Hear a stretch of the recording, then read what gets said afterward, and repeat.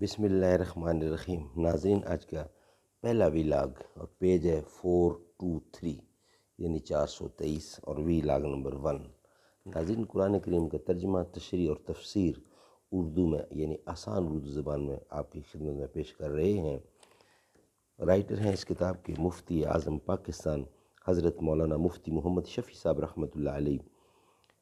معارف القرآن جلد اول، سورۃ الفاتح سے لے کر سورۃ البقرہ، پارہ اول تا پارہ تیسرا، رکوع 8واں۔ بسم اللہ الرحمن الرحیم۔ الحمد للہ وکفی وسلام علی عبادہ الذین اصطفی۔ قال النبی صلی اللہ علیہ وسلم خیرکم من تعلم القرآن وعلمہ۔ بہترین لوگ وہ ہیں جو خود بھی قرآن پڑھتے ہیں، دوسروں کو پڑھاتے، سکھاتے اور لکھاتے ہیں۔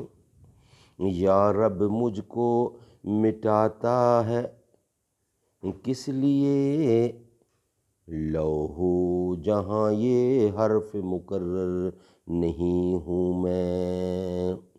یاد تمہیں ہم کو بھی رنگ رنگ بزم آرائیاں، بزم آرائیاں، لیکن اب نقش و نگار طاق و نسیاں ہو گئیں۔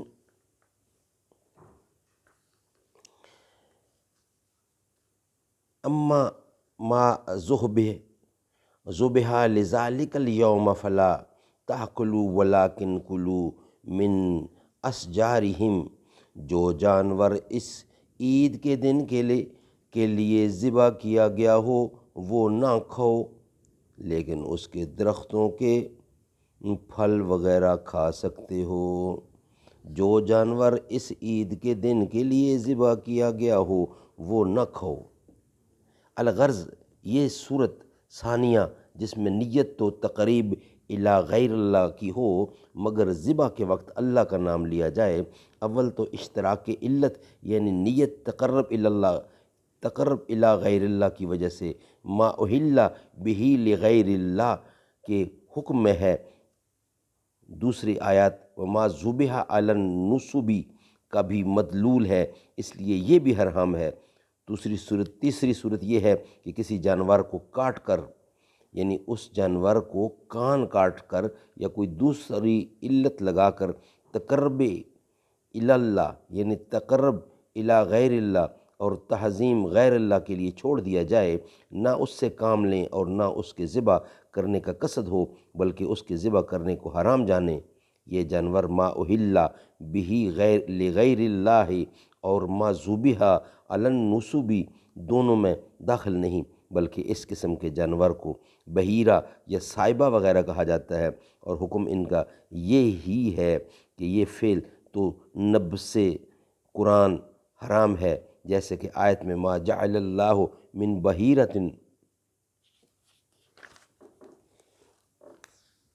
ولا صاحبہ، مگر ان کی اس حرام عمل سے اس جانور کو حرام سمجھنے کے عقیدہ سے یہ جانور حرام نہیں ہو جاتا، بلکہ اس کو حرام سمجھنے میں تو ان کے عقیدہ باطلہ کی تائید و تقویت ہوتی ہے، اس لیے یہ جانور عام جانوروں کی طرح حلال ہے۔ ناظرین، انشاءاللہ اس کا بقیہ حصہ نیکسٹ ویلاگ میں پیش کریں گے۔ مین ہیڈنگ یہ ہے کہ کوئی چیز بھی جس پر اللہ کا نام لیا جائے وہ حلال ہے، جس پر اللہ کا نام نہ لیا جائے وہ حرام ہے۔ بظاہر آپ نام کسی اور کا لیں اور ذبح کرتے وقت اللہ کا نام لیں تب بھی ٹھیک نہیں۔ ہر وقت ذبح کرتے وقت بھی اللہ کا نام لینا چاہیے اور ویسے بھی اعلان کرنا چاہیے کہ یہ تقریب اللہ کے لیے ہو رہی ہے، پھر جائز ہے۔